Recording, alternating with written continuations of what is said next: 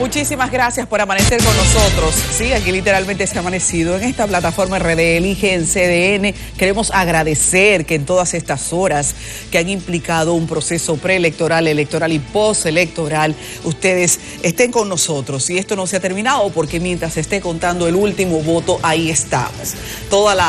Entonces la estructura de Enfoque Matinal hoy se une a este equipo, a todo el esfuerzo de CDN completo de estar de cerca con ustedes en esto, que no es solo elecciones. A partir de las 6 de la mañana de hoy tenemos muchas medidas a propósito de coronavirus. Pero primero nos enlazamos aquí como equipo. Yanessi Espinal, está también Pablo Macchini y Adis Burgos, una servidora. Nelson Rodríguez no está porque amaneció. La cama no estaba aquí, entonces él tuvo que ir a la cama de su casa un ratito. Bueno, definitivamente, señores, muy buenos días. Hoy 16 de marzo, día después de las elecciones municipales.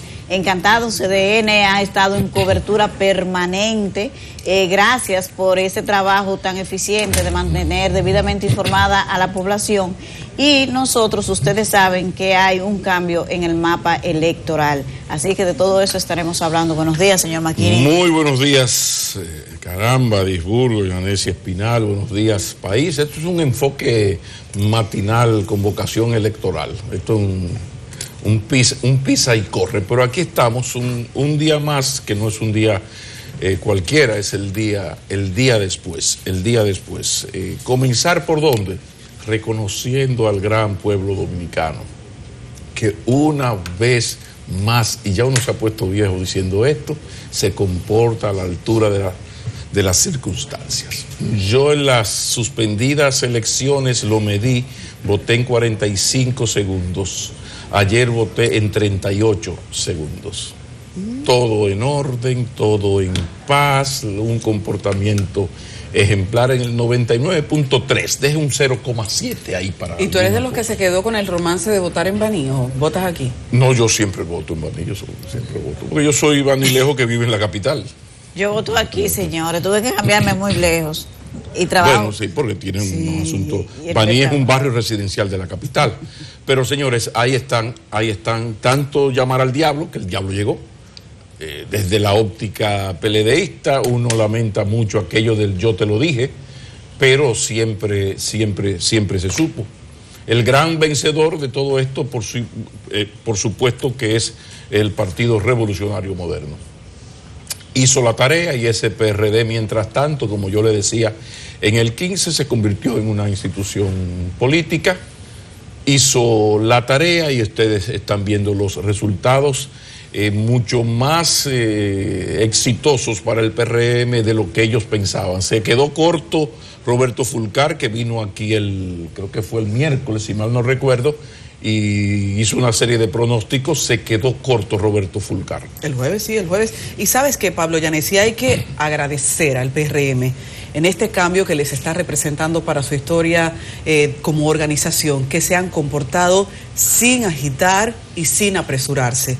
Eso provoca respeto al ambiente que tenemos ahora y también que se les respete a ellos en el nuevo protagonismo que comienzan ya a asumir o que podrían virtualmente asumir. Qué importante que los partidos equilibren el clima que hace falta tener. Entonces decía que el PRM es el gran ganador, pero dentro del PRM sacarle comida aparte a Carolina Mejía, la hija de doña Rosa. ¿Y por qué? Porque Carolina Mejía comenzó esta campaña el 2 de enero y se veía como, bueno, mira, David Collado decidió no ir como candidato de la alcaldía y había que buscar a alguien. Bueno, vamos a buscar a Carolina, es ideal, es joven, activa, carismática, vamos a poner ahí a Carolina, pero bueno, tenía todo en contra, tan en contra que estamos hablando de que a ti te llaman en diciembre, te dice, óyeme, Yanessi, ¿qué tú vas a hacer esta tarde? No, aquí te tengo que escribir para el Caribe. ¿Qué te parece si tú dentro de 60 días eres la candidata, compites por la alcaldía del distrito? Eso fue lo que ocurrió. Entonces, esta joven se dedicó a hacer su tarea, con todo en contra. Claro que si era de lo que se trataba en ese momento era de quedar bien, o sea, de una derrota más o menos digna. Pero las cosas para ser probables, para ser posibles, no tienen que ser probables. Y hay una cosa que se llama el cisne negro, y es cuando se dan esos azares que juegan a tu favor. Cuando, como decía Neruda, sí, las musas poéticas existen, pero te tienen que encontrar trabajando. Entonces, la casualidad existe, pero solo si te encuentras trabajando. Bueno, se suspendieron unas elecciones, el PLD cometió todos los errores más 3 que se podían cometer, y como Carolina Mejía estaba ahí haciendo su trabajo, ocurrió. Y miren que un gran ganador dentro de los derrotados es Domingo Contreras. ¿Por qué? Bueno, porque el PLD ha cambiado mucho. Y en el PLD las candidaturas son de alguna manera personales. O sea, tú tienes que crear tu equipo. El partido te ayuda, tal o cual candidato va y está contigo un día. No, tú tienes que trabajar 26 horas por lo menos. Entonces, de repente uno vio a un Domingo Contreras que fue capaz de crear esa estructura, de duplicar el liderazgo que ya tenía en el PLD, hacer un trabajo muy digno, una participación muy digna en los debates, demostrar y volver a demostrar que maneja perfectamente y como pocos el tema electoral. Pero insisto, a Carolina Mejía, el cisne negro, que es como se les llama a cosas como la suspensión de unas elecciones, más las torpezas posteriores, bueno, la encontró trabajando. Y ahí está. Porque todo esto tiene que ver con una suma de errores del PLD que uno había durante todo este tiempo señalado. O sea, el PLD no escuchó que tenía que renovarse y tiene que renovarse, porque son 20 de los últimos 24 años. Eso no lo aguanta nadie. Ya ilógico fue el triunfo del 16 por una serie de cosas, incluido la división del PRD, que ahí fue que tuvo el triunfo arrollador, ustedes recuerdan. Pero eso no se escuchó. Cuando Leonel Fernández decide irse, ya ese fue el empezóse del acabose. Porque en esto hay que decir que se hizo todo lo humanamente posible para que Leonel Fernández se quedara, y ahora uno se entera por las confesiones, en este caso de Margarita Cedeño, que lo ha explicado. Ahora, hubo una lógica. Si no soy yo que entre el mar, pues miren que el mar entró, porque el equipo de Fernández no tiene ninguna posibilidad ni de ganar municipales ni de ganar presidenciales. Ahora, yo mantengo, sin unidad el PLD no gana. Y si gana, tiene que hacer algo tan incorrecto que sería una victoria pírrica. ¿Por qué? Bueno, porque es que busquen el porcentaje que le quita Fernández al PLD, más la astucia y la experiencia de Estado de un Leonel Fernández y de un equipo que estaban juntos y eran enemiguitos hasta que llegaba la hora de la verdad. Inmediatamente llega la hora de la verdad y hay que ganar unas elecciones. Esos 3 equipos, Danilo, Leonel y Margarita, se unían, y sobre todo, insisto, el de Leonel Fernández, que además de un intelectual, es un hombre visionario en política. Ustedes no han visto una cosa que se llama Observatorio Político de Funglode. Entonces, aquí posiblemente ni el presidente está tan actualizado en la realidad social del país, las tendencias, como está el presidente Fernández, porque él creó su Observatorio Político Electoral, y para todo tiene un observatorio en Funglode, que hace un trabajo maravilloso, y que le sacamos provecho a los periodistas y la sociedad en general, porque ahí se hacen cursos. Sí, pero hay que mirar hacia la época de los think tank, los tanques de pensamiento. Entonces, por ahí fue que estuvo la cosa. Si algo faltaba, se va Leonel Fernández del partido y resulta que Danilo Medina decide que sea Gonzalo Castillo el candidato. Pero Gonzalo Castillo, hasta ese momento nadie en el país lo veía como un dirigente político. que era miembro del PLD, relacionado con el PLD hace 25 años? Por supuesto que sí. Pero no es un político, no era un político. Era un funcionario que había hecho un trabajo excelente, porque eso no se le puede restar a Gonzalo Castillo. Pero sus virtudes no son ni el carisma ni la facilidad de comunicación. Su virtud es el emprendedurismo, el tú crear, venir bien de abajo, echar hacia adelante. Sí, bueno, pero que en esta coyuntura eso no basta, además de otras cosas. Entonces se han ido sumando cosas. O sea, yo hablé de la suspensión de las elecciones de febrero. Esto es, señores, en la política la verdad importa poco, la percepción lo es todo. Lo es todo. Entonces, ¿qué pasó? La suspensión. ¿Por qué ocurrió la suspensión? Cada quien tiene una teoría. Yo no sé qué fue lo que pasó. Ahora, lo cierto es que la percepción generalizada es que eso lo hizo el gobierno. Sí, pero Pablo, muéstrame las pruebas, que tú estás hablando caballá ahí.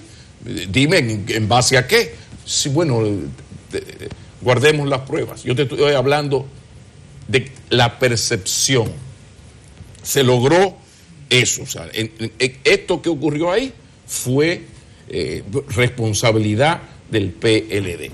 Entonces ahí entró, para colmo, ya ahí sí es verdad, el éxito del PRM en términos mediáticos. Aquí hay un equipo de comunicadores muy conocidos que se atrevió y dio el paso, como lo había hecho en el 2012, si mal no recuerdo. Y es que ya públicamente un equipo de comunicadores milita en el PRM y trabaja para eso. Y si tú revisas los medios de comunicación, pues tú agarras y dices, bueno, este medio tiene esta línea, este tiene la otra línea. Eso no era así hace unos años. Entonces el PRM tuvo que ver con esto. Si ustedes le suman ahí el Departamento de Estado con llamadas y notas de prensa incluidas, porque yo he mantenido aquí e insisto, no había ninguna manera ni forma de que el PLD siguiera con el control de las instituciones del Estado, electoralmente hablando, o sea, democráticamente ganado, porque las posiciones se ganan fruto del éxito político. Es el éxito político que pone senadores, que pone diputados, y de ahí se conforma, por ejemplo, el Consejo Nacional de la Magistratura. Eso no fue una imposición de Jesucristo. Ahora, el asunto estuvo en que ya ese equipo, con una embajada, un departamento de Estado que ha visto que aún democráticamente está llegando un momento donde el PLD tiene un control casi absoluto de las instancias del Estado. Para colmo, dolió estas relaciones diplomáticas con China. Entonces se bajó una línea a su sociedad civil, a sus comunicadores, que dieron el paso democráticamente. Entonces, si usted va sumando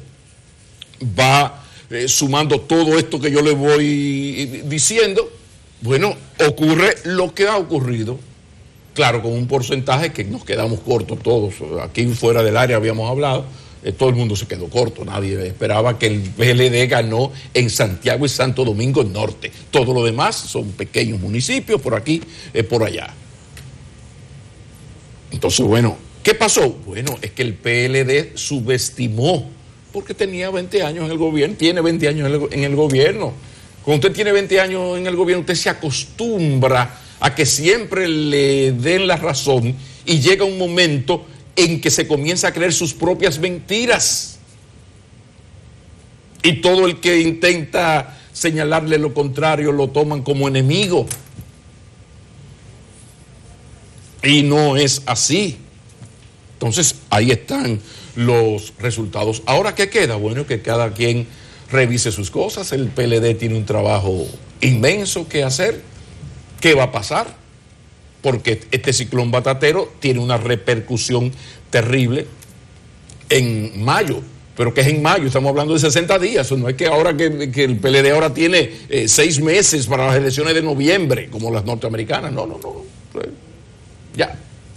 Entonces, bueno, el PLD, ver qué se puede hacer.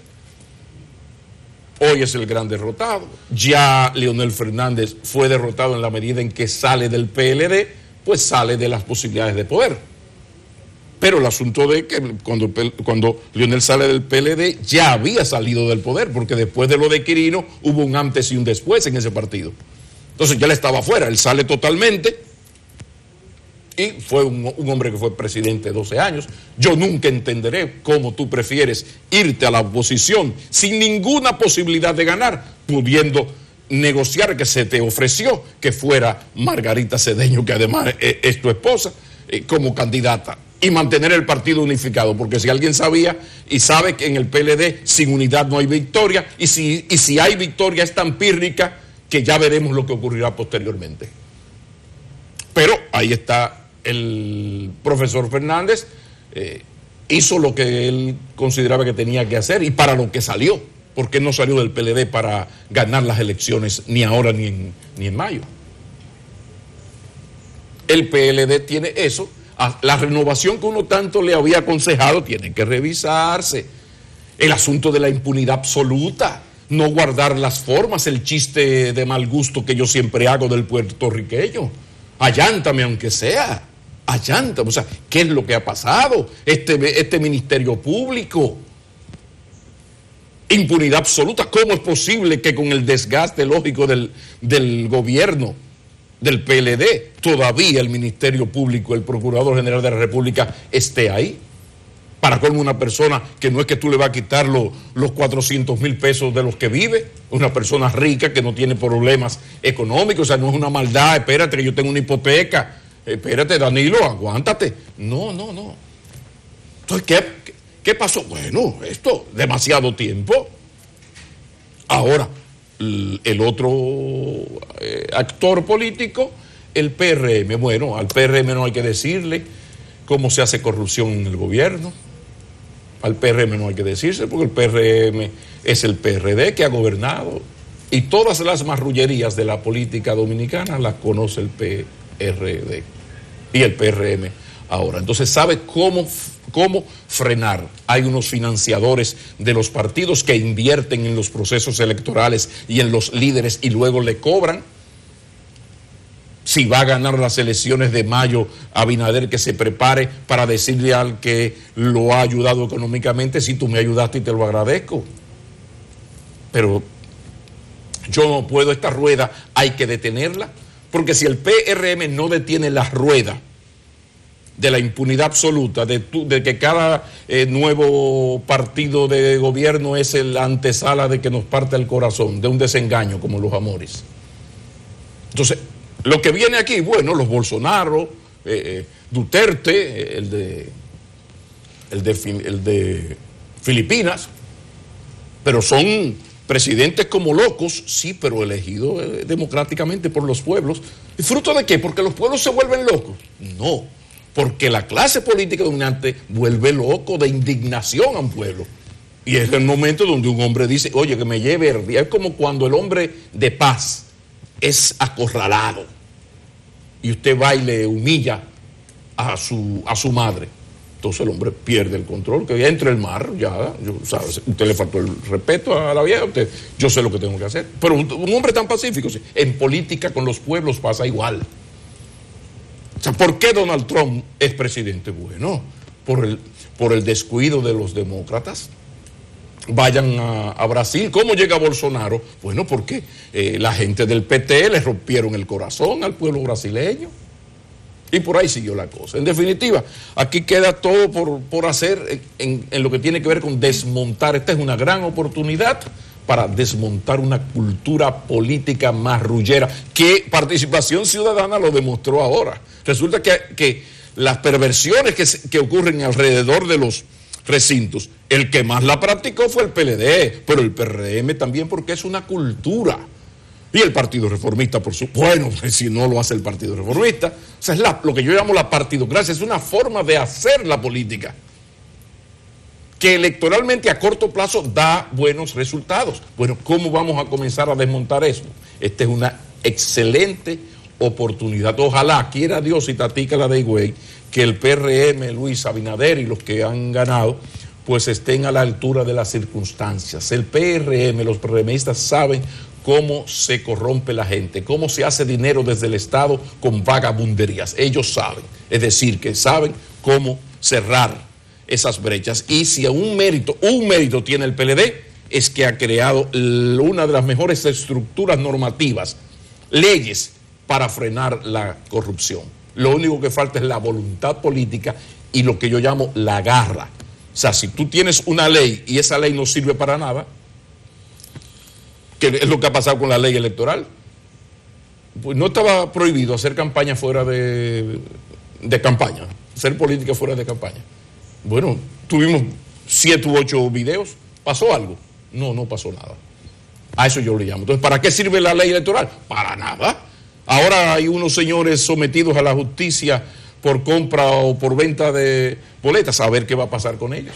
Pero insisto, los dominicanos todos, pero especialmente el PRM, tiene una gran oportunidad de comenzar a mejorar nuestra democracia, que bastante desacreditadas están sus instituciones, comenzando por la Junta Central Electoral, que qué bueno que todo esto va tan bien. Y lo bueno de estos ciclones batateros, es que las querellas son menos. Ay, sí. Porque yo me imagino que en Santiago el PRM, Ulises no le va a decir a Abel que no ganó, ni en Baní Chacho no le va a decir a Santiago que él no perdió. No, porque fue mucho. Y eso facilita. Sí, ciertamente. Bueno, señores, cuántas informaciones desde el punto de vista electoral. Pero sobre el COVID, el coronavirus, ustedes saben que es un tema que nos preocupa a todos. Hoy hay un Consejo de Ministros en el Palacio Nacional convocado por el presidente Danilo Medina. Y recuerden que desde hoy a las 6 de la mañana ya fueron suspendidos los vuelos desde China y hacia China, Europa y también Irán. Así que todas esas medidas, ayer adelantó el presidente Medina que se tomarán otras. Haití tomó la decisión de cerrar la frontera con la República Dominicana como medida de prevención. Eso sobre el coronavirus quería comentarles, y la crítica de algunos sectores, bueno, específicamente Leonel Fernández, que ayer criticó la información que dio el sábado en la tarde el gobierno de todas estas medidas, porque según él eso pudo haber influido en la abstención en las elecciones municipales de ayer, que al parecer fue muy alta, ciertamente. Vamos a esperar que la Junta Central Electoral termine de contar en todos los municipios para ver cuál fue la asistencia, pero al parecer fue mucho menor de lo que se esperaba, quizás influida por esto, quizás por un tema de poca motivación, pero lo cierto es que no fue tanta gente a votar. Con relación a las elecciones, también la Junta Central Electoral, hay que decir que se ganó un voto de confianza en la ciudadanía después de tanto tiempo de crítica, la suspensión de las elecciones, que tuvo su credibilidad en el piso. Yo creo que ayer se hizo un buen ejercicio, no hay críticas posteriores al montaje de las elecciones, no estamos observando los actores políticos quejarse de irregularidades. Otra cosa es que el voto manual se vota rapidísimo, el resultado ha sido servido en un tiempo prudente, tan prudente que conserva la credibilidad, que es lo importante, lo dicen los organismos internacionales especialistas en materia electoral, que la integridad electoral es un tema de que se dé tan rápido como sea posible y que no sea tan tarde,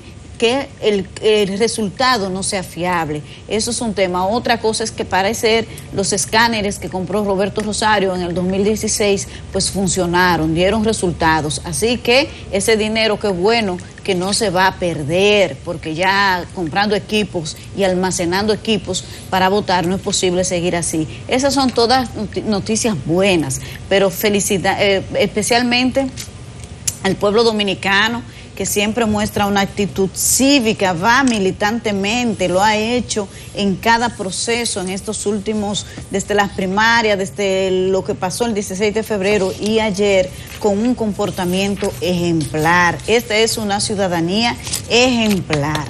Ahora, en materia política, señores, lo que le ha pasado al Partido de la Liberación Dominicana tiene que tenerlo reflexionando necesariamente.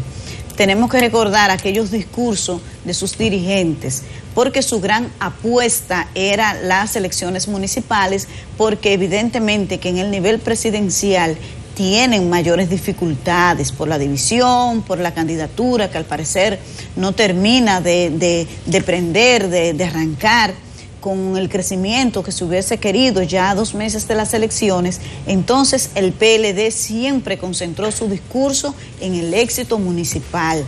Hoy tiene que admitir una derrota en los principales municipios, y si usted se fija, donde ganó Santo Domingo Norte, es un leonelista que había ganado en las primarias e incluso en las alianzas. Ese partido, la Fuerza del Pueblo, no presentó candidato y dijo públicamente que lo apoyaría, y lo propio ocurrió en Santiago. En otros municipios donde usted ve que el Partido Reformista anuncia que gana, es encabezando una alianza con la Fuerza del Pueblo, como es el caso de Higüey, como es el caso de San Juan de la Maguana, que hasta ahora va ganando el PRM, pero es en una alianza con los 12 partidos. Eso es otro tema que habría que ver cómo fue que se distribuyeron estos votos, porque el tema de la abstención y la distribución del voto, cómo fue esa dinámica, es de esos detalles que después influyen en el resultado final, que será en mayo. Pero esta derrota del PLD a nivel municipal, lo que al día de hoy, porque tampoco aquí nada está escrito, señores. Probablemente el 16 de febrero el PRM siempre decía que ganaría los grandes municipios, pero no en la magnitud en que ha ocurrido ahora. Entonces cada cosa se va decidiendo sobre la marcha. Habría que ver si ellos logran, pero la candidatura presidencial del PRM ha mantenido la delantera, y el PRM en el nivel presidencial es donde ha estado mejor. La alianza que hizo el PRM en 23 provincias con la Fuerza del Pueblo y 12 partidos más en la plataforma que ellos denominan Juntos Podemos, también vislumbra entonces que el PLD perdería el control del Senado, porque ya no existe el arrastre de diputados a senadores. Habría que ver el papel que este partido entonces podría jugar para tener una representación que le permita mayoría en la Cámara de Diputados, porque de no ser así, el PLD, de tener un mapa totalmente morado en todos los niveles, desde el 2006, 2010, 2016, pasaría ahora a perder el control de todos los estamentos del Estado. Ese es el escenario político al día de hoy, y como les decía, esto no está escrito, porque todo se está decidiendo sobre la marcha, pero todo lo que se ha ido decidiendo sobre la marcha, lo que ha ido es perjudicando al Partido de la Liberación Dominicana. Otra cosa, señores, es que ha quedado evidenciado, y no es el único caso: los partidos divididos no ganan elecciones. Históricamente ese ha sido el problema del PRD, ahora PRM, que se divide, ha perdido muchísimas elecciones por pocos puntos, por las dificultades internas. Entonces los partidos divididos, aunque estén en el poder, no ganan elecciones. Las candidaturas impuestas no ganan elecciones. Entonces ahí está la lección de cómo el PRM no ha tenido que hacer absolutamente nada para tener el posicionamiento que tiene hoy, porque su estrategia única ha sido permitir que los dos PLD, ahora los que se fueron y los que se quedaron, terminen en este pleito que amenaza a tantos años de poder, sin no sé por qué, en función de que de repente, como dice siempre Pablo, a ellos, a Danilo Medina y a Leonel Fernández le entró una gana inmensa de salir del poder, porque ya se cansaron, y es bueno también, porque tanto hasta la belleza cansa. Entonces, esa votación de ayer le deja una gran lección a la clase política, sobre todo, señores, el poder es para usarlo, pero no todo es así, no todo responde a esa lógica. Habría que tomar en consideración los efectos económicos que tendrá este tema del coronavirus, que es una crisis global que va a afectar la economía local, tanto por las medidas internas que tengan que tomarse, como por lo que está ocurriendo en Estados Unidos, la gran potencia, por lo que está ocurriendo en China. Entonces, ya los especialistas prevén una recesión económica.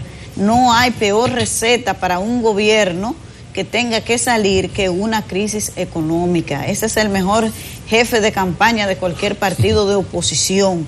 Y si a esto le sumamos el hartazgo que ya el PRM, más bien el PRM no, la población, le dio la primera señal al Partido de la Liberación Dominicana, pues parecería al día de hoy que el escenario no pinta nada halagüeño.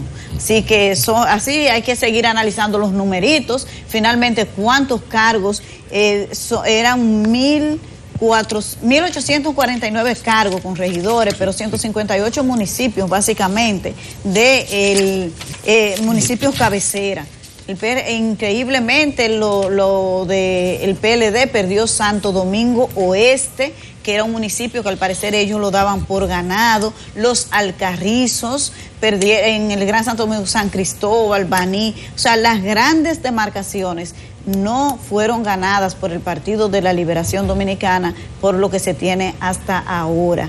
Así que habría que seguir observando el comportamiento del electorado.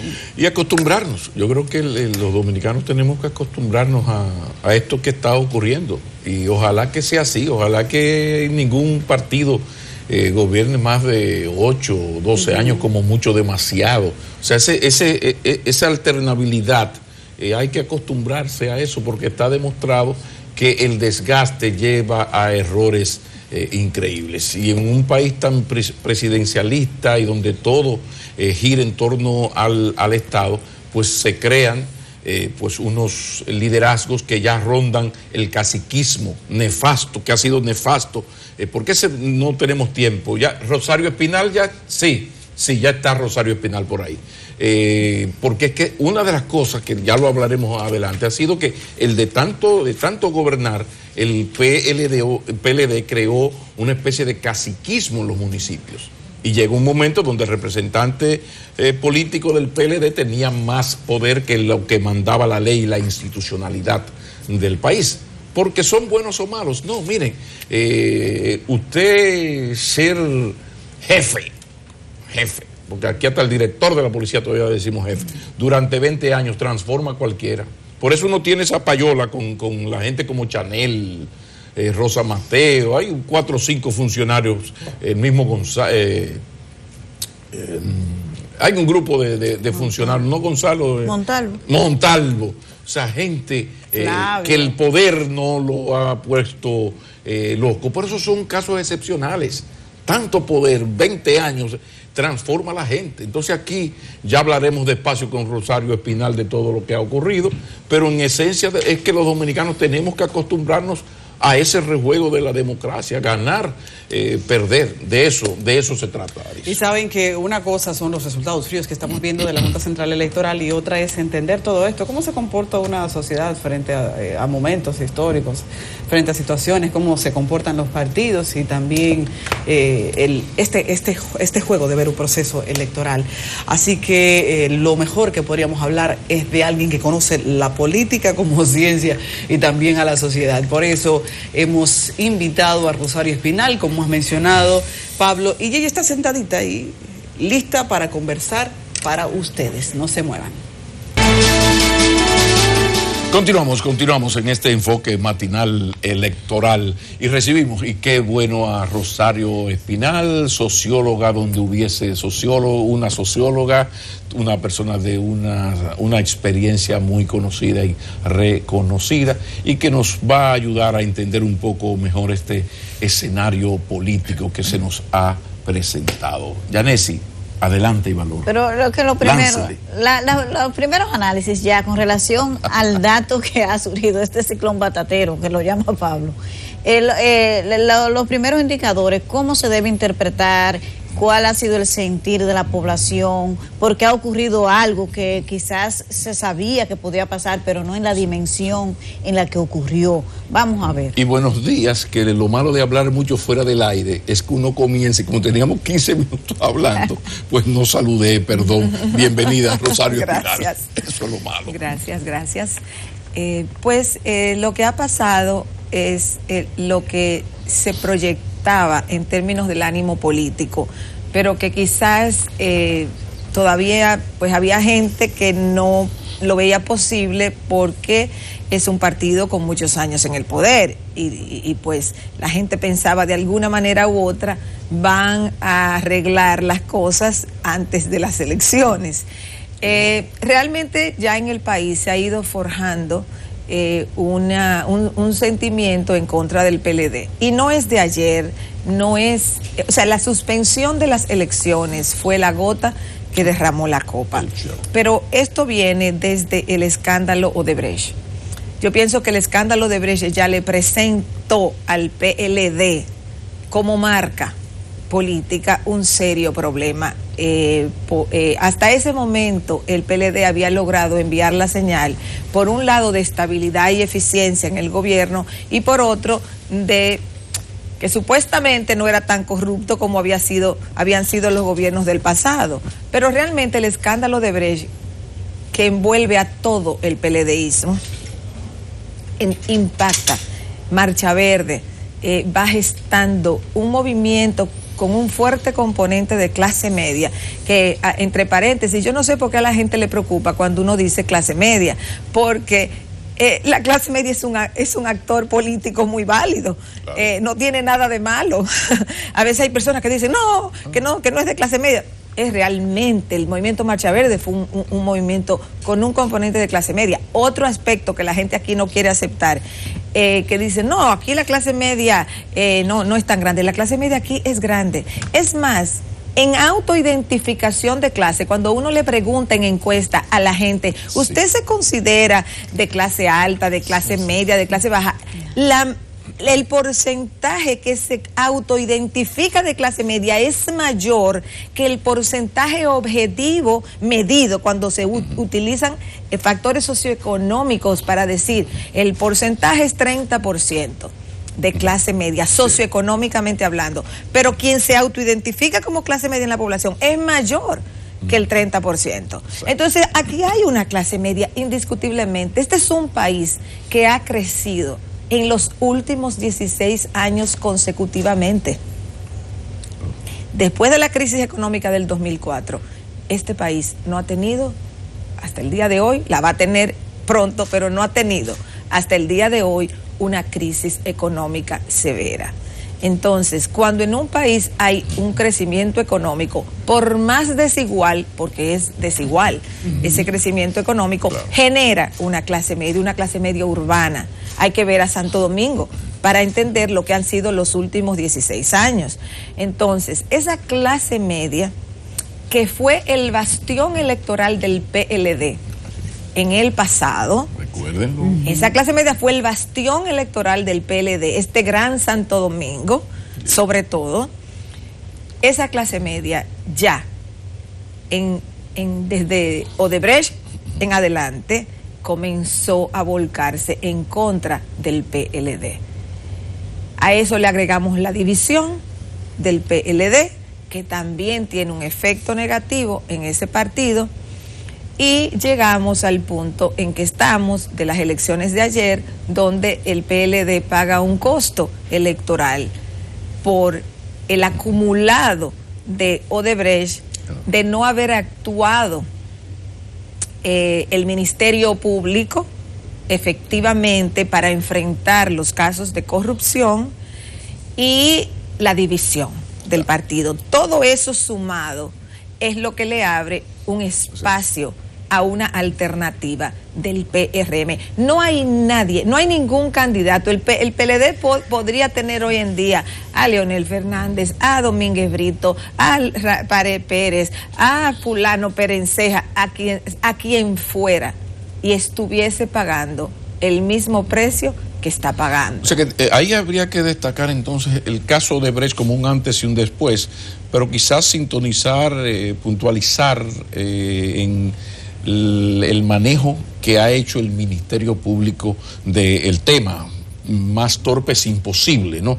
Pero también hasta qué punto hay que sumarle ahí que el PLD ha sido víctima de su propio éxito de estabilidad y de crecimiento económico, porque ha fortalecido una clase media, que aquí incluso el gran temor es que hay una clase media muy vulnerable, que de ese 30 hay un 10, 12, cuidado, que un dolor de riñón lo puede meter a pobre otra vez. Sí, pero mientras tanto es un no mérito. Son pobres. Hasta que no llegue la crisis económica, sí, no son pobres. Entonces, pero esa es una clase media que es la gestión, esa estabilidad macroeconómica para que los empresarios generen empleo y generen riqueza. ¿Hasta qué punto esto ha jugado en contra, gracias a Dios? Porque de lucha contra la pobreza se trata este asunto. Lo que sucede es que cuando en la sociedad un segmento recibe determinados beneficios, sea por crecimiento económico, sea por programas sociales, por lo que fuera, eso después de un tiempo deja de tener un efecto electoral. Por ejemplo, la estabilidad económica fue muy rentable electoralmente hablando para el PLD. ¿Por qué? Porque el referente era el 2004. O sea, la crisis económica del 2004 que marca al PRD. Recuerda. Entonces, eso le fue muy ventajoso al PLD, pero han pasado 16 años. Ya la clase media la clase media alta, se acostumbró a la estabilidad económica y comenzó a pedir otras cosas. Comenzó a pedir menos corrupción, comenzó a pedir un ministerio público independiente y eficaz que sancionara la corrupción, ese tipo de cosas. La delincuencia, medidas más efectivas, porque el problema de la delincuencia en parte tiene que ver con corrupción dentro de las fuerzas del orden público. Entonces, esas cosas que quería ya esta clase media que se sentía o se siente al día de hoy, digamos, consolidada en su estatus socioeconómico, comenzó a pedirle cosas al gobierno, que ya entonces el gobierno no estaba dispuesto a dar. Yo comparo lo que ha pasado ahora con lo que le pasó a Leonel Fernández con el 4%. Leonel Fernández se resistió a asignar el 4% del PIB para la educación y pagó un precio electoralmente hablando, aunque él no fuera el candidato en el 12, pero el PLD se vio muy afectado por la resistencia que él puso a asignar el 4% con una sociedad, sobre todo en los grandes centros urbanos, movilizada. Volvemos a la clase media. Volvemos a la clase. ¿Por qué que la clase media ha sido el actor social? ¿Por qué ha sido el actor social protestatario? Una razón muy sencilla. Compáralo con la década del 80. En la década del 80, quien salía a protestar eran los sectores populares. ¿Por qué? Porque era una década de crisis económica, era la crisis de la deuda externa que afectó toda América Latina, se llamó la década perdida, la década del 80. Entonces, ¿quién salía a protestar? Los sectores populares, los sectores sindicales, los sectores barriales. Esa era la gente que salía a protestar en aquella confederación de organizaciones, del colectivo de organizaciones populares. Ahora, ya en este siglo, digamos, de los últimos, si nos vamos al 2010, que fue el pico, digamos, 2010, 2011, del movimiento del 4%, estamos hablando de 10 años. Sí. En estos 10 años, el actor social de movilización ha sido la clase media, 4%, el movimiento ambientalista, también. Ahora, todo el movimiento de jóvenes en la plaza por la suspensión de las elecciones, o sea, todos los movimientos, la Marcha Verde, o sea, todos esos movimientos, 4% ambientalista, Marcha Verde, el movimiento por la democracia, o como se le pudiera llamar, el movimiento juvenil, en respuesta a la suspensión de las elecciones, todos han sido movimientos de clase media. Y repito, que uno diga que es de clase media no es malo, No, porque hay gente que se desespera y sale a buscar. No puede ser malo, lo que es objetivo. O sea, es objetivo. Eso es lo que pasa. No es una opinión. Si hubiesen sido los sectores populares que salen a protestar, la clase media alta se hubiese encerrado en su casa y le pone llave. Sencillo, el desbaratado no está un lunes a las 11 de la mañana en una plaza.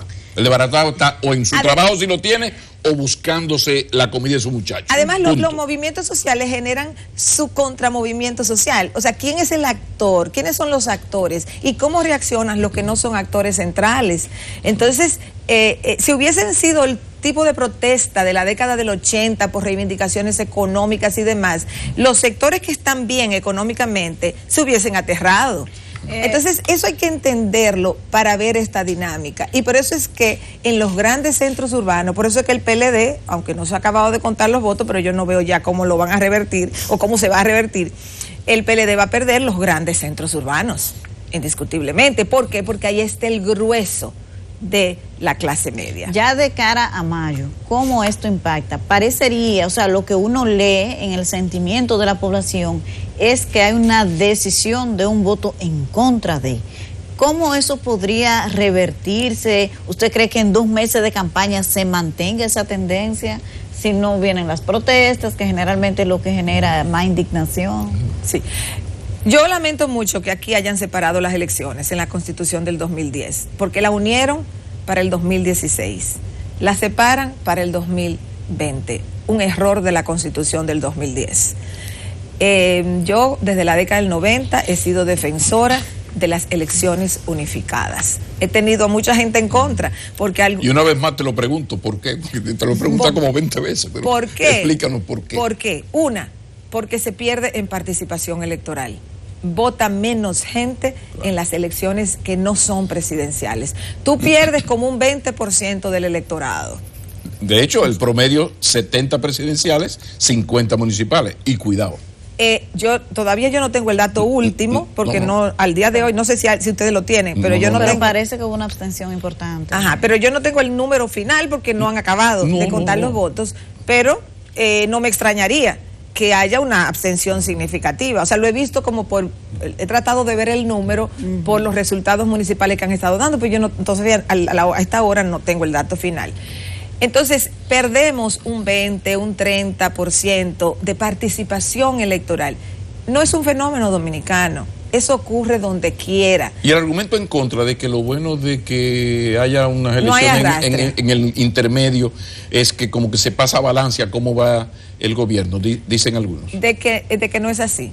Cuando la ola es a favor del gobierno, va a ganar el gobierno. Cuando la ola es en contra del gobierno, va a ganar el partido o los partidos opositores. Fíjense que aquí estamos ante lo siguiente, que aquí ha habido un cambio de partido en el poder en el 98, porque aquí había una indignación con que Peña Gómez se murió sin llegar a la presidencia, porque en el 96 Balaguer apoyó al PLD. Fue un homenaje a Peña, lo del 98 fue un homenaje. Y lo del 98 y del 2000 fue una especie de homenaje a Peña Gómez. Sí. Ahora... Un ciclón batatero aquella vez. Exacto. Ahora estamos ante 16 años de gobiernos consecutivos del PLD, una división de ese partido, una acumulación de escándalos de corrupción con Odebrecht a la cabeza que envuelve a todo el PLDismo. La idea de que el PLD podía dividirse y de que el PLD que se fue con Leonel Fernández a la cabeza le iba a ir bien y al PLD no. Yo he dicho por meses, eso no es así. Las elecciones, lo he dicho, lo dije muchas veces, las elecciones van a ser un referendo sobre el PLD. PLD estén adentro, PLD estén afuera. Sí, claro. Es un referendo sobre el PLD. ¿Por qué? Porque ya hay un cansancio. Las demandas de esas capas medias no recibieron respuesta efectiva. Y eso te acumula un movimiento y con la última, gota que derrama la copa, que fue la suspensión de las elecciones, que la inmensa mayoría de la gente se la atribuyó al gobierno. La verdad importa poco. La verdad importa poco en este caso. Nadie sabe quién, por lo menos la inmensa mayoría de la ciudadanía no sabemos qué fue lo que pasó. Entonces le cae al actor con más poder, que es el gobierno. Entonces, todo eso acumulado explica los resultados que estamos viendo. Ahora, yo lamento que no sea unas elecciones unificadas, porque el país hubiese resuelto todo. Claro. ¿Cómo va tu pregunta? ¿Cómo va a impactar esto en las elecciones de mayo? O sea, yo pienso que tiene el mismo impacto, a menos que, como estamos en una situación tan especial con el coronavirus, algo diferente que yo no puedo predecir en este momento ocurra. Pero si las elecciones presidenciales y congresionales hubieran sido ayer, hubiésemos visto los mismos resultados que las municipales reflejados. Estamos pasando balance y mirando elementos que se pueden tomar en cuenta. A estos elementos que ya has mencionado se suma también un hecho importante. Por ejemplo, líderes de opinión, no necesariamente periodistas, pero también periodistas, dieron un paso al frente en términos de militancia política. Yo apoyo al PRM y pongo al servicio del PRM mi medio de comunicación, y que esto no se había visto tan directamente, tan abiertamente es la palabra. Se tenían periodistas que se les ubica como voceros de alguna manera del PLD, pero no se tenía esta figura pública y abierta de vocero del PRM. ¿Hasta qué punto el elemento de esa decisión de periodistas muy bien colocados en medios importantes de mucha incidencia hayan dado ese paso fue un elemento a tomar en cuenta? Mira, los medios de comunicación aquí juegan un papel importantísimo y lo han jugado incluso en los movimientos sociales. O sea, el mismo patrón que tú estás señalando lo vimos con el 4%, lo vimos con Marcha Verde, o sea, comunicadores, medios de comunicación que toman una posición u otra. Perdóname que te interrumpa, pero en el 4% o en Marcha Verde nos metimos muchos. O sea, militábamos en 4%, bien, ya esto es otra cosa. Esto es una militancia político-partidaria. No es que yo tenga preferencia por, sino una militancia, y nos reunimos semanalmente para ver qué es lo que vamos a decir y por dónde nos vamos a ir. Claro, o sea, es una toma de posición de parte de comunicadores y medios de comunicación, en donde no es solamente los que están con el gobierno, están los que están con la oposición. Exacto. Y realmente los medios de comunicación en su mayoría se dividieron abiertamente en una posición o en la otra. Y aquí, incluso yo lo dije en algún momento hace unos días, la capacidad de reflexión y de información ha decaído, porque cuando los medios están muy tendenciados, ya todo el mundo está tomando posición.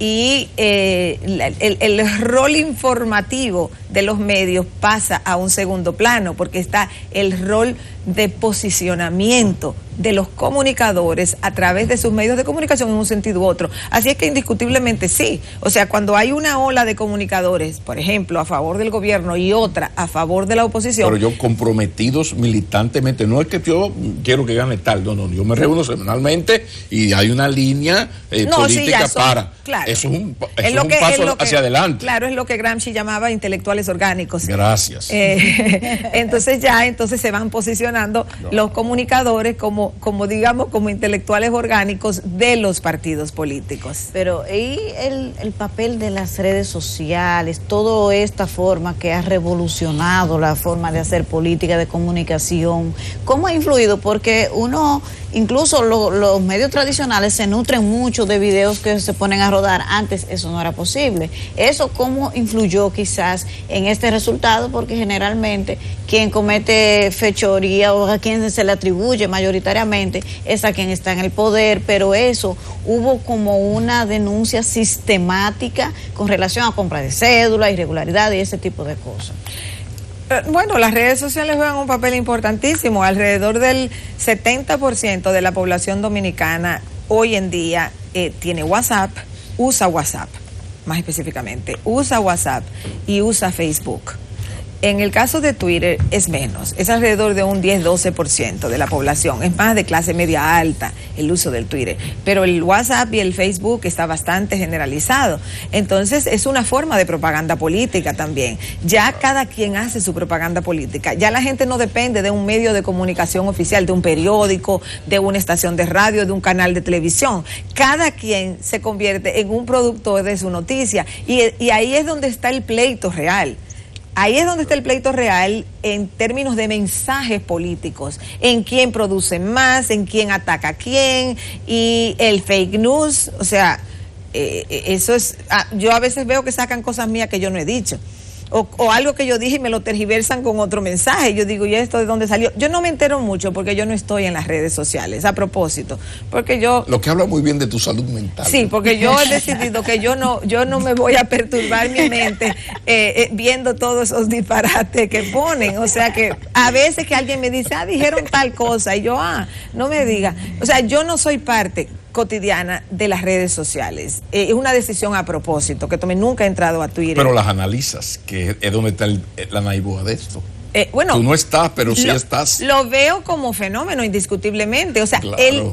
La batalla política se está dando no solamente en los medios tradicionales de comunicación, sino en las redes sociales. Al punto también. De que ahora los medios tradicionales se alimentan de Twitter. O sea, yo la nota de prensa ya yo no se la envío por fax. ¿Tú recuerdas el fax? Ajá. A los periódicos. No, yo cojo el video y hago una declaración. Entonces, el periódico va a Twitter y toma mi declaración. Terrible. Exacto. Terrible. Entonces, juegan un papel muy importante. Sí. El tema político, porque probablemente el PRM se está ahora beneficiando de una indignación política.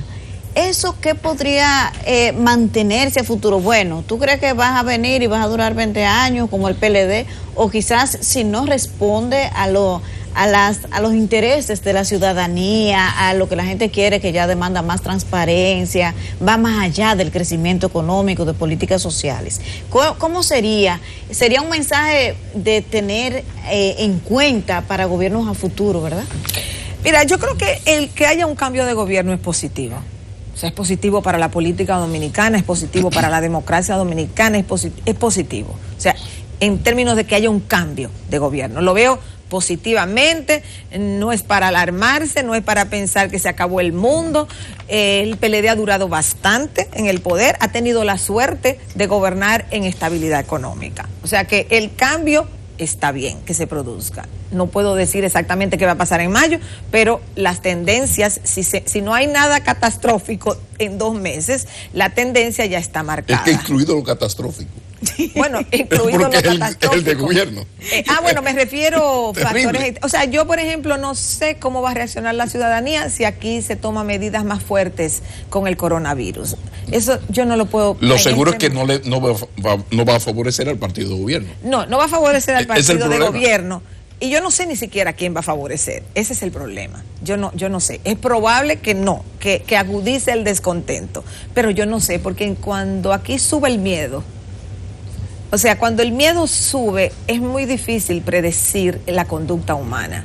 La conducta humana es muy incierta en condiciones de miedo. Entonces, por eso yo tengo un poco de reserva ahora, hoy. Si no fuera por el tema del coronavirus, yo podría decir con mucha facilidad, en mayo va a ocurrir lo mismo que ha ocurrido ahora. Lo digo, pero lo digo con ese señalamiento. Rosario. No sé qué papel va a jugar el miedo. Ahora bien, creo que es positivo que se produzca un cambio de gobierno. Ahora, hacia adelante, que era tu pregunta, hacia adelante, bueno, es lamentable que cuando el antiguo PRD y ahora PRM lleguen al poder, les toca manejar situaciones de crisis económica. Realmente al país le espera una situación económica muy difícil, muy, muy difícil. Yo ni siquiera entiendo por qué alguien quiere ser gobierno. Señor, lo que tiene su universidad, tranquilo. O sea, buen negocio, a mí me lo pueden regalar y yo doy las gracias. Realmente aquí viene una crisis económica muy fuerte.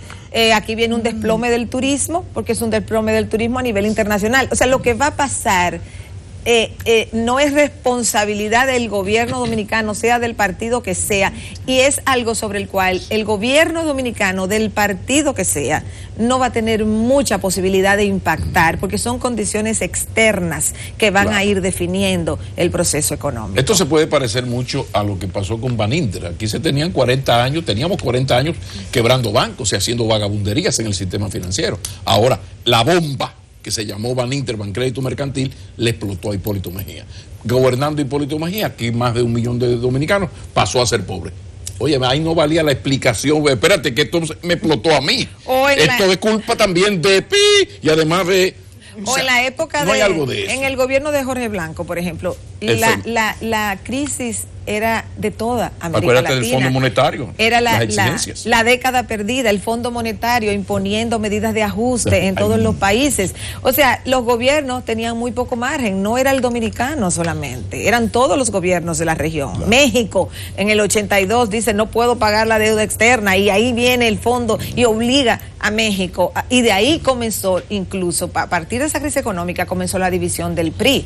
Claro, en México duró un poquito más de tiempo para que el PRI saliera del poder, pero eventualmente salió del poder, producto de la década perdida del 80. Entonces, hay momentos en donde la coyuntura internacional limita mucho la acción gubernamental de un país como este. Y entonces esta crisis va a afectar los sectores clave de generación de divisas. Turismo, remesas, porque si hay una recesión en Estados Unidos, España, los países donde están los dominicanos, entonces baja el flujo de remesas. Sí. Si hay muchos controles para el tráfico de productos, para el transporte de productos, incluso podría afectar agricultura, zonas francas. Entonces, la situación, ¿cuánto dura este problema?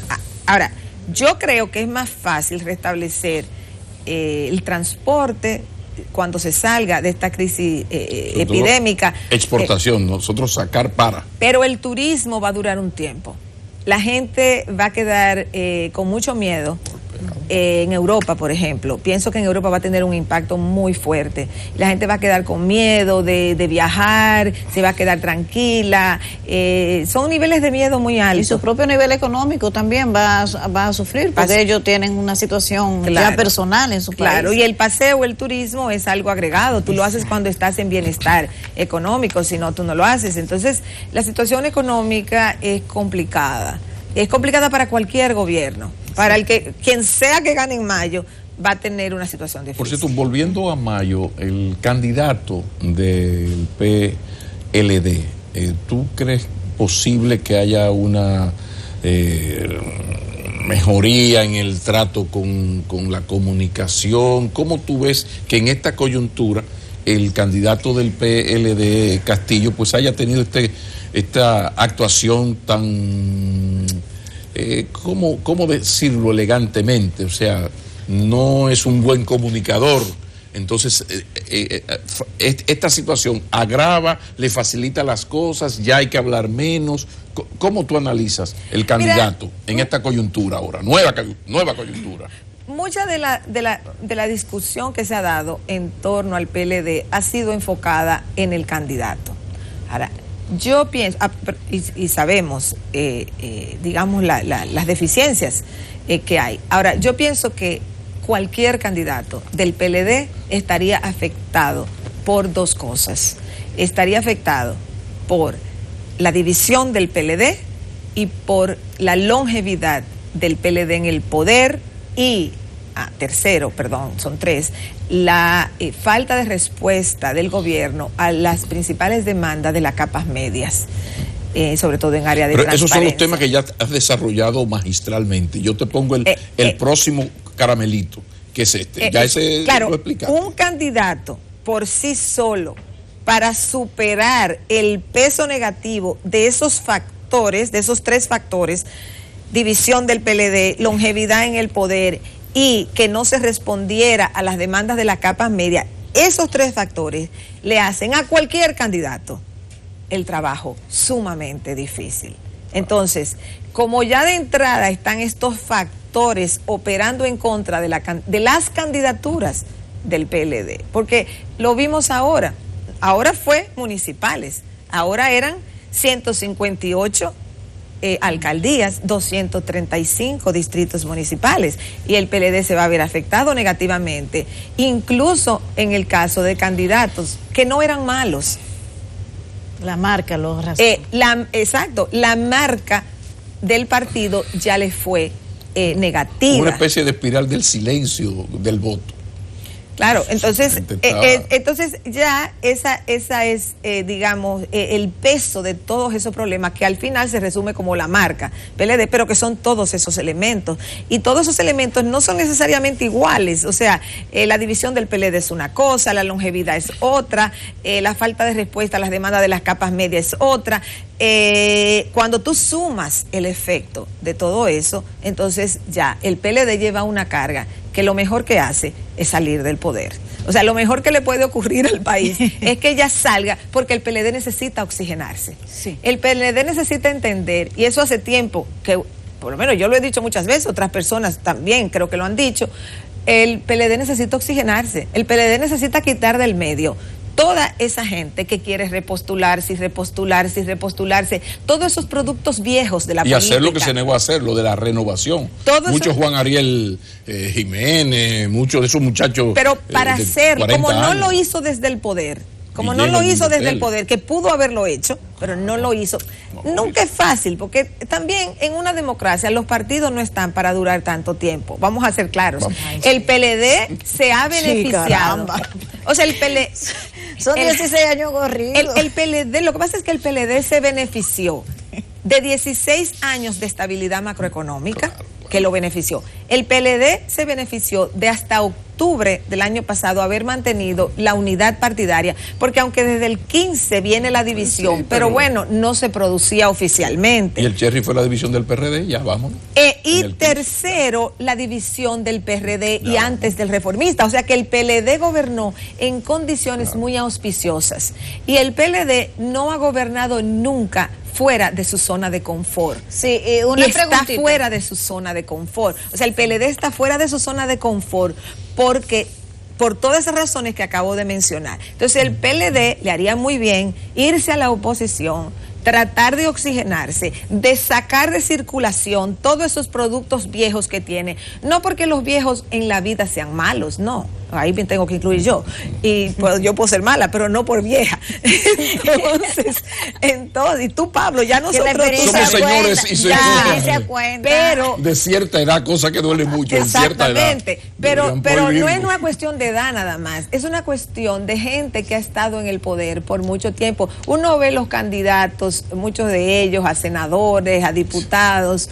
Entonces ya el PLD necesita irse a la oposición para que se oxigene, para que se revitalice, para que encuentre nuevas caras, para que ingresen mujeres, para que lleven mujeres candidatas. Eso es otro programa, te vamos a invitar. O sea, el machismo-leninismo del comité político del PLD, Rosario Espinal, el CDN. Y el PLD tiene que saber que necesita eso, que no es con productos viejos que va a volver al poder. No, es otro programa. Sí, pero una preguntita ya.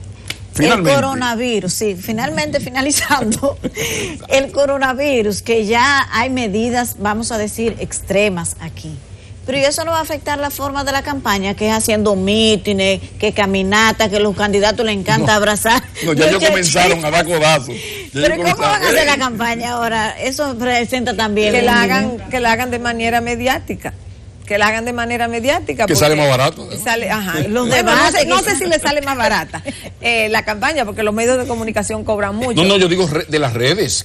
En redes, claro. Salvo en Maquini y en CDN no hay que estar invirtiendo tantísimo dinero. Yo creo que van a tratar de usar más redes. De todas maneras, este va a ser un periodo de 2 meses tedioso. Va a ser un periodo tedioso porque hubiese sido mucho mejor tener elecciones unificadas y ya se sale de todo de una vez. Estos 2 meses son tediosos en medio de este coronavirus, es como manejar el impacto. Pero van a ser unos meses muy tediosos. Rosario Espinal, muchísimas gracias. Todo un placer personal, profesional, intelectual. Qué bueno hablar con la gente bien amueblada y que sabe sustentar sus argumentos. Que usted lo comparta o no es otra cosa. Gracias, Rosario Espinal. Continúa Enfoque Matinal en versión electoral. Les saludamos nuevamente. Yo recibí este lunes diciendo que era un día de mucha información. Y sí, de demasiada, yo diría. Saben ustedes que no solo el tema electoral es protagonístico hoy, también lo es la frontera, a propósito de que se ha cerrado la frontera dominico-haitiana por una decisión de Haití, de paso. Así que vamos a hablar de todo esto y de los temas que enlazan a República Dominicana con Haití de una manera especial hoy. Para eso hemos invitado al señor Edwin Paraison. Paraison es director de la Fundación SILE, es un ya veterano diplomático de carrera que ha representado a Haití ante República Dominicana y que siempre se mantiene como una consulta de mucho peso cuando tenemos que conversar sobre Haití. Señor Paraison, buenos días. Buenos días, muchas gracias por la invitación de estar aquí, un placer como siempre. Sí, y para nosotros también de que estuviese disponible hoy día, porque es un día de mucha tensión informativa. Sí. Y quiero arrancar preguntando cuáles medidas frente al coronavirus ha tomado Haití. Sí, bueno, ¿Cómo está Haití? Sí. ¿Cómo está Haití en este momento ante el fenómeno coronavirus? Muy bien. Haití, como la República Dominicana, ha estado desarrollando una excelente campaña de sensibilización, de educación, de información sobre el coronavirus para que la población sepa cómo protegerse. Entiendo que desde ese punto de vista hay que aplaudir lo que han estado haciendo y sobre todo que los medios de comunicación, igual que aquí en la República Dominicana, se han sumado, han estado apoyando a las autoridades en este tema de dar las informaciones correctas y tratando de contrarrestar también las falsas informaciones que salen a través de las redes sociales. En este caso, pues no hay nada que reprochar. Y creo que en ambos países la información difundida a través de los órganos estatales, a través de los medios de comunicación ha sido correcta. La medida que se decidió ayer podría haber venido en cualquier momento. Sin embargo, tenemos que tomar en cuenta algo que se llama el Reglamento Sanitario Internacional, que es un instrumento acordado a través de la OMS para que los países sepan cómo manejar una pandemia. Si vemos el reglamento de manera muy estricta, de manera muy técnica, podríamos decir que la medida haitiana es un poco prematura. Es un poco prematura porque en la República Dominicana, que efectivamente tiene unos 11 casos, todavía no hay casos, y creo que el presidente también lo explicó, no hay una propagación comunitaria, es decir, que los casos registrados en el país son casos importados. El paciente cero de la República Dominicana es un italiano. Y los demás, una mayoría de las personas que luego fueron infectados, también son personas que vinieron del extranjero, una dominicana que vivió en Italia o que viajó en Italia, y ha sido los parámetros en los cuales se han dado los casos aquí en la República Dominicana. Es normal que Haití, por dos razones fundamentales, pudiera, implementar medidas de control desde la República Dominicana, porque la República Dominicana tiene más intercambios con los países europeos en los cuales ya se han registrado casos. Y el caso de Italia, el caso de España, donde además de las comunidades dominicanas que viven en esos países, hay también un número elevado de turistas de dichos países que vienen a la República Dominicana. Por otro lado, efectivamente hay casos concretos que se han dado en la República Dominicana y la proximidad, el hecho de que compartimos una misma isla, provoca que Haití debe de tomar algunas medidas. Igual, Haití actualmente cerró sus fronteras, menos a Estados Unidos. Menos a Estados Unidos y en este caso nosotros como sociedad civil tenemos un cuestionamiento. Porque los mismos Estados Unidos no hace mucho habían tomado una disposición de alerta en contra de los viajes en Haití por asunto de seguridad pública, por asunto de inestabilidad política. Entonces, no hay muchos elementos para saber el por qué se ha tomado, por ejemplo, esa disposición frente a la República Dominicana, que tan solo tiene 11 casos, mientras que en los Estados Unidos hay muchos más casos. Y se ha dejado abierta estos intercambios o los vuelos entre los dos países mientras entre Haití y la República Dominicana hay intercambios tan intensivos. Por ejemplo, no se ha dado detalles desde el comunicado oficial de cómo se va a manejar el mercado binacional de Dajabón hoy. Yo no sé si el mercado está cerrado, si han permitido el paso de las mercancías con las personas, porque es un mercado importante. De todos los mercados binacionales, el de Dajabón es el más importante. Sí, sí, y eso me provoca que en el aire improvisemos una pregunta. Oscar está por ahí, nuestro productor. Vamos a consultar con nuestros corresponsales en la frontera si está abierto o no el mercado binacional. Y una pregunta, ¿qué efectos podría tener el cierre de esa frontera para Haití, que es un país que no produce lo que consume a nivel de alimentación? Sí, Haití depende en gran medida en términos de aprovisionamiento de los productos de primera necesidad de la República Dominicana. Entonces habrá que ver cómo mitigar el impacto económico de tal medida. Lo han estado haciendo en otros países del mundo. Un país como Canadá, por ejemplo. Ya Canadá ha dispuesto un fondo de $10,000 millones para ayudar a las empresas canadienses afectados por el impacto del coronavirus. Nosotros, entre Haití y República Dominicana, no disponemos de esos fondos, pero va a haber un impacto económico por los mismos controles que son necesarios implementar, pero a la vez tenemos que estar conscientes de alguna manera nos van a afectar económicamente. Y a propósito de eso, Haití viene de una crisis. Hubo protestas en los últimos meses que ya venían impactando el costo de la vida. ¿Cómo eso es en la realidad para los haitianos hoy día? Esas protestas, todo ese caos, ¿ha hecho que se encarezca el precio de la comida, el precio de los servicios, de la vida de la gente?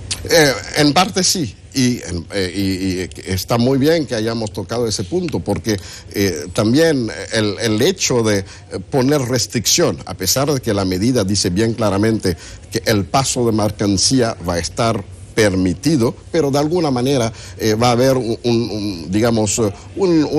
efecto negativo sobre esos intercambios. O sea que esta condición de cierre de la frontera no limita que sigan pasando productos alimenticios. Exacto. Okay, un buen contexto. Sí. Y no tan solo los productos, sino las personas que acompañan los productos.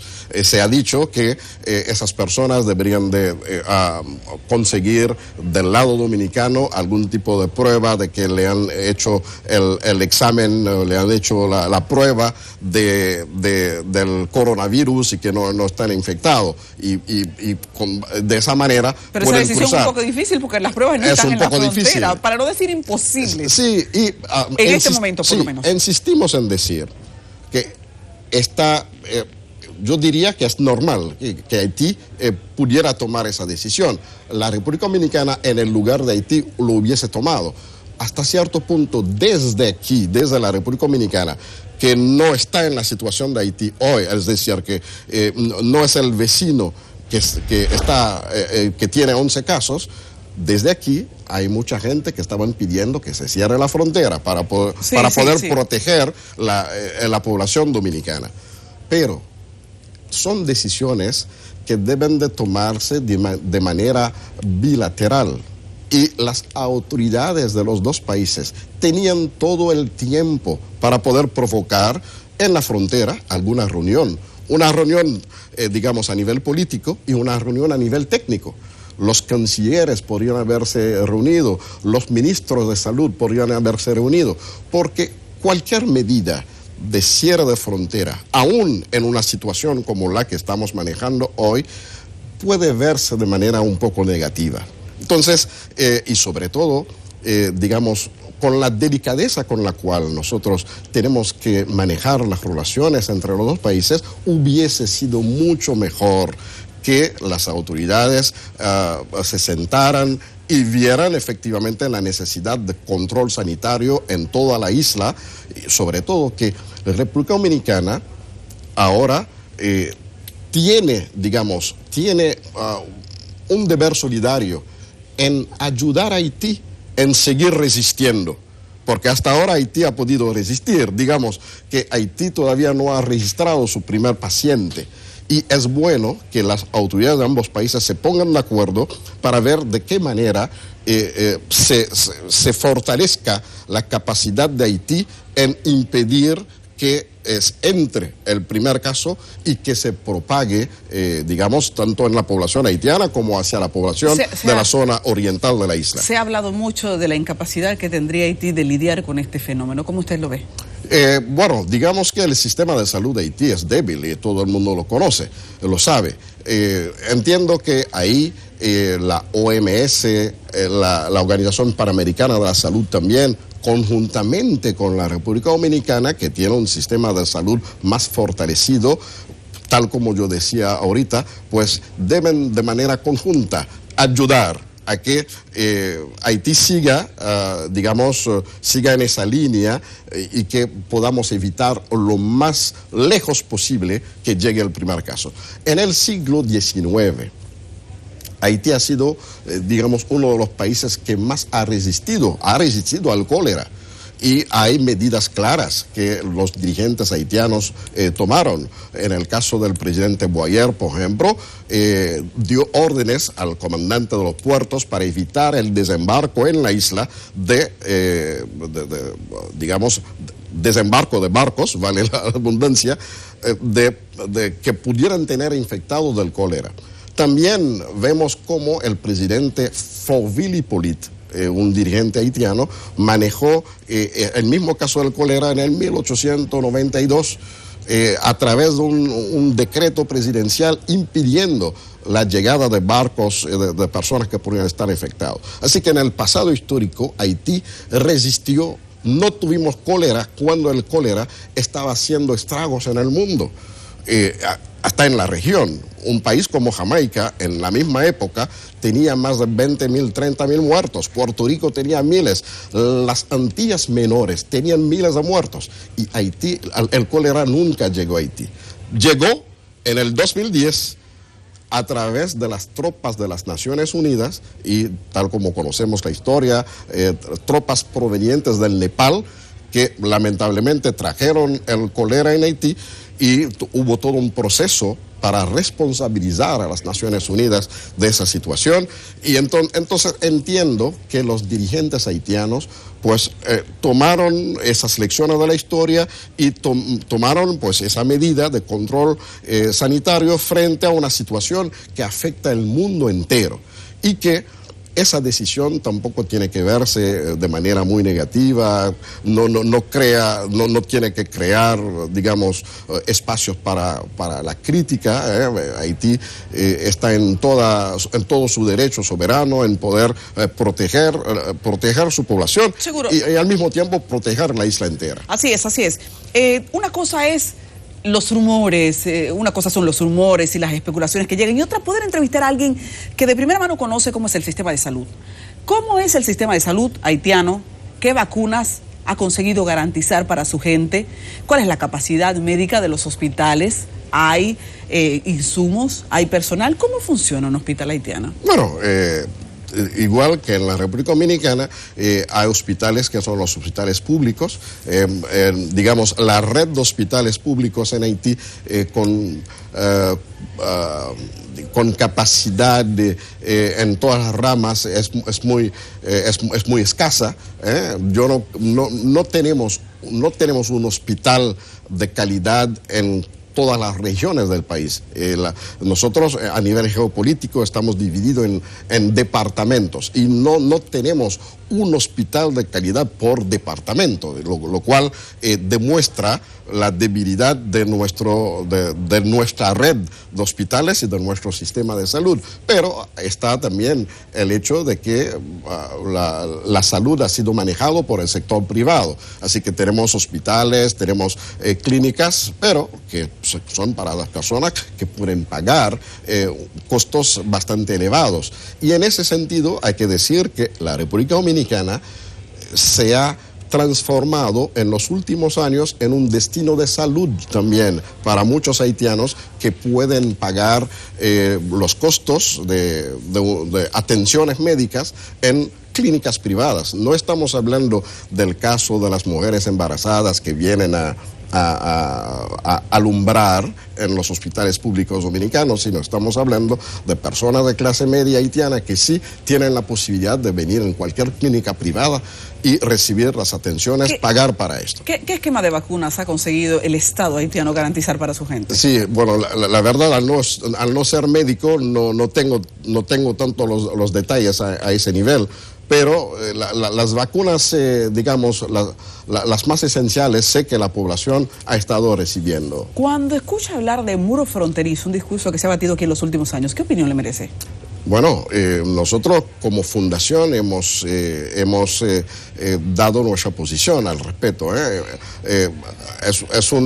Sería ponernos de espaldas, sería dividirnos como pueblos, porque se entiende que somos dos territorios independientes, somos dos países independientes y soberanos, pero al mismo tiempo somos dos países hermanos que compartimos una misma isla y que situaciones como la que estamos manejando hoy tienen que verse de manera insular o de manera binacional. Cualquier asunto de tipo epidemiológico, de tipo sanitario, debe de tener un abordaje binacional para poder justamente tomar las medidas adecuadas para proteger las dos poblaciones o la población global de la isla, sin dejar de entender que son dos estados, son dos gobiernos distintos, somos dos países distintos, pero bajo la hermandad, bajo la solidaridad y con un espíritu de cooperación que tiene siempre que existir. Sí, no, nadie nos va a poder divorciar, estamos en el mismo territorio. Para eso hay dos corrientes, ¿ha sido bueno o ha sido malo el retiro de las fuerzas de la ONU de Haití? Desde el punto de vista de la soberanía nacional, pues se entiende que sí, que ha sido positivo el hecho de que no tenemos una presencia militar en el territorio nacional.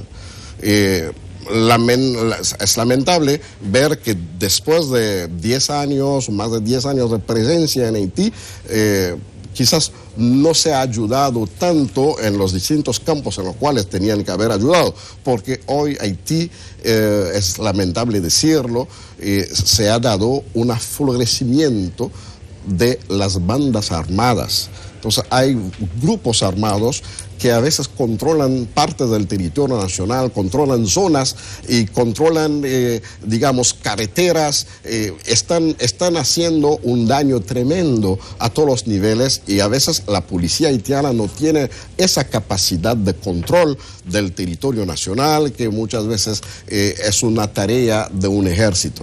Sí, y finalmente, porque nos dicen que el tiempo se ha acabado, esta conversación ha sido muy interesante.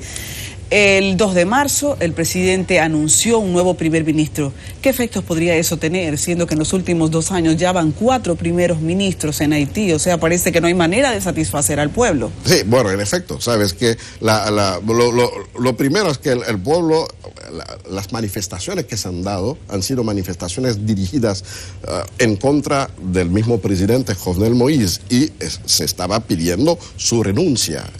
Hemos pasado por varios procesos, el último que se llama el PEILOC, un país totalmente bloqueado, totalmente cerrado, para expresar un rechazo hacia una administración. Y el presidente ha estado, pues, intentando calmar los espíritus con la formación, con la designación de un nuevo primer ministro, la formación de un nuevo gabinete que justamente no tiene una semana desde su instalación y tiene que trabajar sobre temas tan delicados como lo del coronavirus, como lo de esa decisión de cierre de la frontera o cierre parcial de la frontera. Así que vamos a darle, digamos, un tiempo para poder evaluar si este nuevo gabinete que ha llegado puede responder a las expectativas, puede responder a las distintas demandas de distintos sectores de la nación haitiana. Me he quedado con muchísimas preguntas. Siempre bueno conversar con Edwin Paraison, que es el director de la Fundación Siliey y es un notable intelectual haitiano que tiene toda la experiencia de estar representándolo aquí en República Dominicana y agradecemos que es tan franco cuando conversa y por eso siempre es un elemento de consulta. Gracias, Paraison. Gracias por estar con nosotros. Vamos a una pausa, pero continúa todavía nuestro contenido de Enfoque Matinal.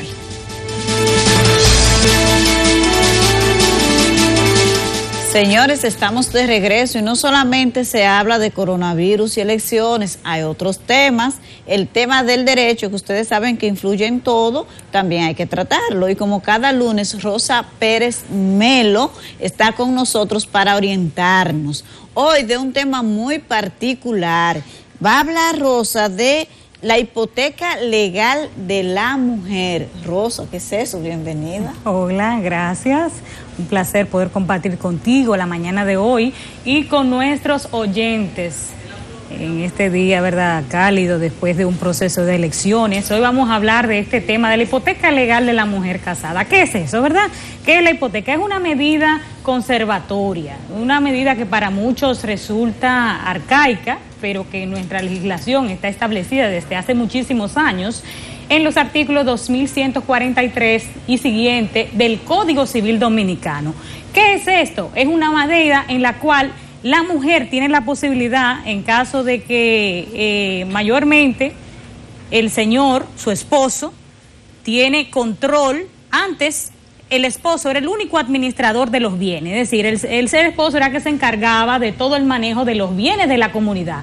Sin embargo, esto ya no es así a partir del 2001. Pero todavía hoy en día hay muchos esposos que son los que se encargan de los negocios y la mujer se encarga de la casa, aunque ya ambos son coadministradores. Entonces, si usted tiene algún tipo de miedo de que ese señor, un bien inmueble, pueda distraerlo, pueda venderlo sin la autorización suya, porque hay hombres, igualmente hay mujeres que son muy buenos vendiendo, es decir, pero no son buenos administradores. Entonces, si se tiene el miedo de que, bueno, tenemos esta casa, pero puede ser que él la ponga en la hipoteque para un negocio determinado. Entonces, si se tiene ese temor, se puede utilizar esta figura jurídica. Y es bueno aclarar que independientemente de que se llame hipoteca legal de la mujer casada, no solamente aplica a la mujer casada. ¿Cómo así? ¿No aplica solamente a la mujer casada, también aplica a hombres casados? ¿Es eso? ¿O es otra cosa? Sí, es así, porque antes solamente aplicaba a la mujer casada porque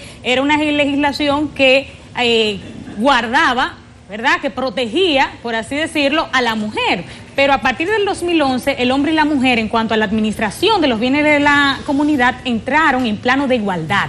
Entonces, no solamente, independientemente de que ese sea el nombre, aplica a la mujer, sino que también si el hombre siente que esa mujer que está administrando los bienes, que es una mujer posiblemente de negocios, puede distraer en un momento los bienes, y no necesariamente tiene que ser en un proceso de divorcio, aclaro esta parte, porque dice, bueno, voy a protegerlo porque vamos a iniciar un proceso de divorcio. No necesariamente. Pues mucha gente lo hace así, ¿verdad? Que cuando va a iniciar el proceso de divorcio, para protegerse de que no se distraigan los bienes, se acude a la hipoteca legal de la mujer casada. Pero en el proceso también, si usted tiene algún tipo de temor de que ese señor o esa señora no sabe administrar los bienes de la comunidad, puede acudir a esta figura jurídica y hacer un procedimiento correspondiente ante los tribunales de la República. Rosa, ¿es común que tanto hombre como mujer hagan uso de esta figura jurídica? Para mí es muy nueva, de verdad no la conocía.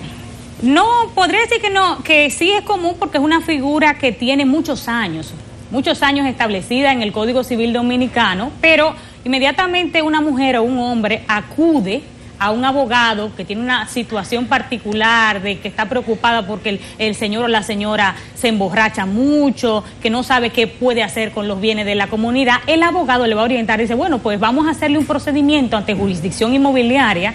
Jurisdicción inmobiliaria es el tribunal correspondiente para hacer este procedimiento, cuando son bienes inmuebles registrados. Entonces, ahí se acude, el abogado va a hacer un procedimiento, es decir, va a hacer una doble factura que deberá estar notarizado, donde va a estar establecido el nombre del señor, en el caso de que sea el bien de un señor en específico, va a estar establecido el inmueble, si la designación catastral, las generales de ese inmueble, y la inscripción también va a ser una instancia de solicitud.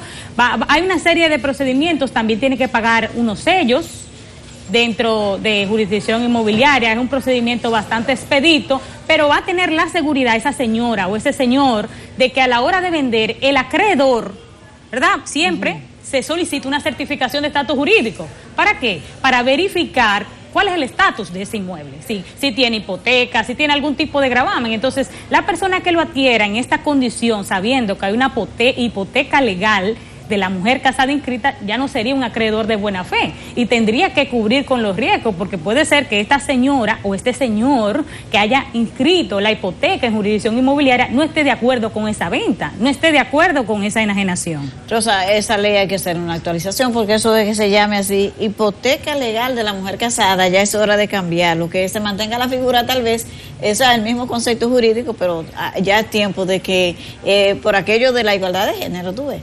Pero, ¿qué tiempo generalmente toma un proceso de este tipo? ¿Cuánto tiempo? Sí, luego que se somete el proceso, que se notarizan y se legaliza la firma de la señora solicitando la doble factura, el proceso, y se deposita toda la documentación. Allá hay que pagar unos impuestos, los costos no son muy altos. Si usted tiene también copia, tiene que depositar también la copia de el original del acta de matrimonio legalizada, es decir, parte del proceso, la copia de la cédula de la señora, la copia de la cédula del señor. Si tiene copia de los certificados de título que quiere inscribir, también debe depositarlo. El plazo de inscripción, según lo que establece el procedimiento en jurisdicción inmobiliaria, tiende a durar 45 días. Quiero decirle que no solamente se puede poner esta hipoteca a los inmuebles registrados, los que están en jurisdicción inmobiliaria, sino también que puede ser que haya un inmueble, que eso se da muchísimo en República Dominicana, que no haya hecho su proceso de deslinde, su proceso de saneamiento, y que no esté registrado en jurisdicción inmobiliaria. Pero si hizo un proceso y está registrado esa mejora o ese inmueble en mensura catastral, se puede ir a mensura catastral también, hacer un procedimiento similar con la copia del contrato de compraventa o la copia de la cédula del señor o de la señora que está a nombre el inmueble, y solicitar el proceso. Y ahí, entonces, ya posteriormente usted va a tener esa tranquilidad de que, independientemente de la administración, de que su esposo o su esposa esté encargada de ese proceso, no se va a tomar una decisión sin su consentimiento. ¿Por qué? En República Dominicana se da muchísimo también, que quiero hacerle este comentario, que no se cambia la cédula de identidad electoral, y donde colocan, dice mayormente soltero, cuando una persona está casada. Y muchos lo hacen por negligencia, porque, bueno, no quieren gastar ese tiempo en ir a la Junta y cambiar. Pero eso resulta que es una puerta abierta para que puedan seguir haciendo negocios sin la autorización de ese hombre o de esa mujer que ya está en un estado de matrimonio. Bueno, señores, interesantísimo esta figura de la hipoteca legal de la mujer casada, que no solamente para mujeres, sino también para hombres, que nos ha traído hoy Rosa Pérez Melo. Nosotros ya tenemos que despedirnos de Enfoque Matinal, pero ustedes saben que la invitación es para que continúen con toda la programación de CDN, especialmente por esta cobertura tan completa y especial que ha hecho a las elecciones municipales, y para que usted conozca ya el resultado definitivo, debe seguir en CDN. Nosotros nos vemos mañana.